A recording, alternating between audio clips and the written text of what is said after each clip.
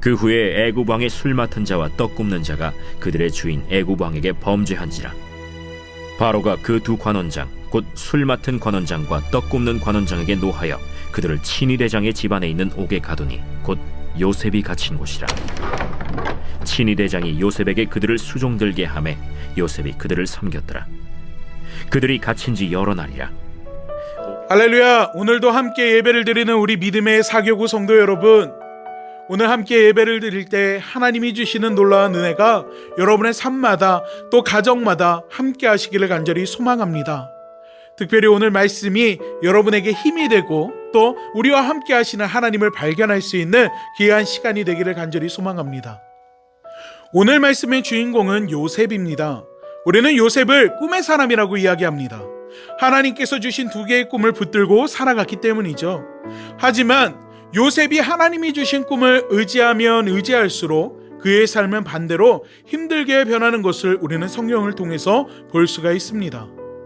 창세기 37장 5절 말씀을 보면은요, 요셉이 꿈을 꾸고 자기 형들에게 말하매 그들이 그를 더욱 미워하였더라 라고 기록하고 있습니다. 그리고 우리가 잘 알다시피 나중에는 형들의 손에 의해서 애굽으로 팔려가게 되죠. 종으로 애굽에 팔려간다라는 것은요, 이제 인간으로서의 삶을 살 수가 없음을 의미합니다. 당시 노예는요, 인권이라는 것이 없었습니다. 그저 주인이 원하는 대로 그 말을 따르고 순종해야만 했습니다. 만약 주인의 뜻을 따르지 않는다면 주인에 의해서 매를 맞거나 심하면 죽임을 당할 수 있는 계급이 노예의 신분이었습니다. 그러나 하나님은 그를 친위대장 보디발의 집에서 가정총무의 일을 하도록 하셨습니다. 그러던 어느 날 가정총무의 일을 감당하는 요셉을 눈여겨보던 보디발의 아내가 요셉을 유혹합니다. 동침을 청하는 보디발 장군의 아내의 그 요청, 사실 요셉은 이를 거부할 만한 힘이 없었습니다. 왜냐? 요셉은 노예였기 때문입니다. 하지만 요셉은요, 오히려 자신의 목숨을 걸고 이렇게 이야기합니다. 내가 어찌 큰 악을 행하여 하나님께 죄를 지으리이까? 그리고 그 유혹을 뿌리치고 도망하게 되죠. 요셉은 은밀하게 죄를 범할 수 있는 그 상황 가운데에서 믿음을 지켰습니다. 그런데 그 결과는요, 노예가 주인의 아내를 겁탈하려고 했다라는 누명을 쓰고 감옥에 가는 것이었습니다. 요즘에야 아니요, 절대 그런 일이 없었습니다 라고 항변을 할 테지만 앞서 말씀드렸던 것처럼 노예에게는 인권이 없었습니다. 주인이 그렇다고 하면 설사 그것이 잘못됐다 할지라도 따를 수밖에 없었습니다. 그나마 다행인 것은 요셉이 사형 선고를 받은 것이 아니라 감옥에 가게 되었다라는 것입니다. 감옥에 가는 것만으로도 참으로 감사한 일이었습니다. 여기서 의문이 듭니다. 요셉은요, 하나님이 주신 꿈을 믿었고 또 하나님을 향해 믿음을 지키기 위해서 유혹을 뿌리쳤습니다. 그런데 하나님은 왜 그에게 이러한 시련을 주셨을까요? 인간적인 시선으로 보면 요셉의 인생은 더 이상 좋아질 수가 없는 상황입니다. 하지만 이 역시 하나님의 계획하심이고 하나님의 뜻이었습니다. 실제로 성경을 보면 요셉이 애굽에 팔려갈 때도 또 요셉이 감옥에 들어갈 때도 성경은 오히려 그 인생이 형통했다라고 말하는 것을 우리는 성경을 통해서 볼 수가 있습니다. 사랑하는 우리 믿음의 사교구 성도 여러분, 우리 삶에도 요셉과 같이 희망을 잃어버릴 정도로 누가 봐도 망한 것 같이 보여지는 절망의 순간들이 찾아올 수 있습니다. 어쩌면 오늘 함께 예배를 드리는 우리 성도들 중에서 이미 그 삶 가운데 이 절망과 같은 순간이 찾아온 분들도 계실지 모릅니다. 만약 이러한 상황들이 찾아왔고 또 이러한 상황들을 마주하고 있다면 오늘 함께 나누는 말씀이 여러분에게 힘이 되고 믿음이 되고 능력이 되기를 간절히 소망합니다. 여러분, 우리가 기억할 것은요, 하나님은 우리를 그냥 바라보시거나 외면하시는 분이 아니라는 사실입니다. 성경을 보면 요셉이 처한 상황들 가운데 하나님께서 침묵하는 것처럼 보일 수 있습니다. 결과만 놓고 보면 요셉이 하나님을 믿었기 때문에 그 인생이 망한 것처럼 보이기도 합니다. 하지만 성경을 자세히 읽어보면 그 모든 순간 하나님께서 함께하고 있음을 발견할 수가 있습니다. 39장 3절 말씀을 보면은요, 그의 주인이 여호와께서 그와 함께 하심을 보며 또 여호와께서 그의 범사에 형통하게 하심을 보았더라 라고 기록하고 있고요. 또 감옥에 들어가는 23절 말씀을 보면 간수장이 그의 손에 맡겨진 것은 무엇이든지 살펴보지 아니하였으니 이는 여호와께서 요셉과 함께 하심이라, 여호와께서 그를 범사에 형통하게 하셨더라 라고 기록하고 있습니다. 이 두 말씀을 보면 공통적으로 이야기하는 것이 있습니다. 여호와께서 요셉과 함께 하셨고 이는 그의 삶을 형통하게 했다라는 것입니다. 언뜻 보면 무엇이 형통한 것인지 이해가 되지 않을 수 있습니다. 하지만 오늘 말씀을 보면 그가 보디발의 감옥, 즉 왕의 측근들이 갇힌 감옥에서 두 관원장을 수종드는 모습을 볼 수 있습니다. 사실 관원장들은 요셉이 만나고 싶다고 해서 만날 수 있는 사람들이 아닙니다. 그런데 그들을 만났고 그들의 꿈을 해석해주는 일을 하게 되고, 훗날 술 맡은 관원장이 요셉을 기억해 바로왕의 꿈을 해석하게 함으로써 애굽의 총리가 되게 합니다.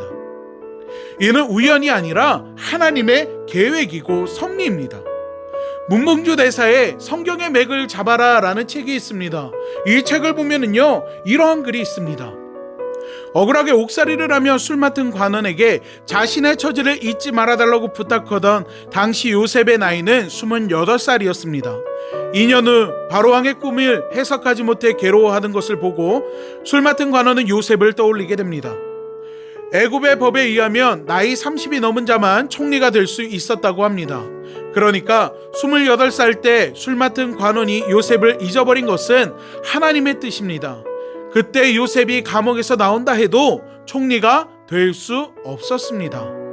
즉 애굽의 총리가 되기 위해서 나이 제한이 있었고, 이를 위해서 하나님께서 술 맡은 관원장이 요셉을 잊어버리게끔 만들어 주셨다라는 것입니다. 이것이 바로 하나님의 섭리라는 것입니다. 사랑하는 믿음의 성도 여러분, 요셉의 삶이 우리 눈으로 볼 때는 희망도 없고 절망의 삶처럼 보이지만 그 속에 하나님이 함께 하셨기 때문에 모든 것이 한순간에 변하는 것을 볼 수 있습니다. 우리도 마찬가지입니다. 하나님은 지금 이 순간 여러분을 위해, 여러분의 가정을 위해 일하고 계십니다. 내가 원하는 대로 일이 이루어져야만 은혜를 입은 것이 아닙니다. 때로는 이해할 수 없는 순간들이 우리의 삶에 찾아올 수 있습니다. 하지만 중요한 것은 내 머리로 이해하려고 하는 것이 아니라 하나님께서 나를 위해 일하심, 또 나와 함께 하심을 인지하는 것이 중요합니다. 요셉은 그것을 알고 있었고 또 그것을 믿었고 그 믿음대로 하나님은 그 꿈을 이루어 주셨습니다. 사랑하는 우리 믿음의 성도 여러분, 여러분과 함께 하시는 하나님께서 지금 이 순간에도 우리가 알지 못하는 하나님의 크고 비밀한 일들을 여러분의 가정 가운데, 삶 가운데 행하고 있음을 기억하시기 바랍니다. 또 이를 믿음으로 하나님을 의지하여 늘 삶의 모든 자리에서 승리하는 삶을 살아갈 수 있는 여러분이 되기를 주님의 이름으로 축원합니다. 우리 함께 기도하겠습니다. 사람이 그 길을 계획할지라도 그 길을 인도하시는 분은 여호와라 하셨습니다. 하나님, 요셉이 오늘 말씀을 통해서 우리에게 보여준 그 믿음이 오늘 이 시간 우리의 마음 가운데도 함께하기를 간절히 소망합니다. 하나님, 주님이 주신 꿈을 믿고 또 주님 앞에 믿음을 지키기 위해서 유혹을 뿌리치는 그 모습이 우리 삶 속에서도 온전히 나타나기를 원합니다. 세상의 소리에 귀를 기울이고 세상에서 이야기하는 승리의 방법을 쫓아 살아가는 것이 아니라 오히려 하나님을 의지함으로 우리의 삶 가운데 놀라운 은혜와 역사를 부어주시는 그 하나님을 우리 삶 가운데에서 경험하며 살아가기를 원합니다.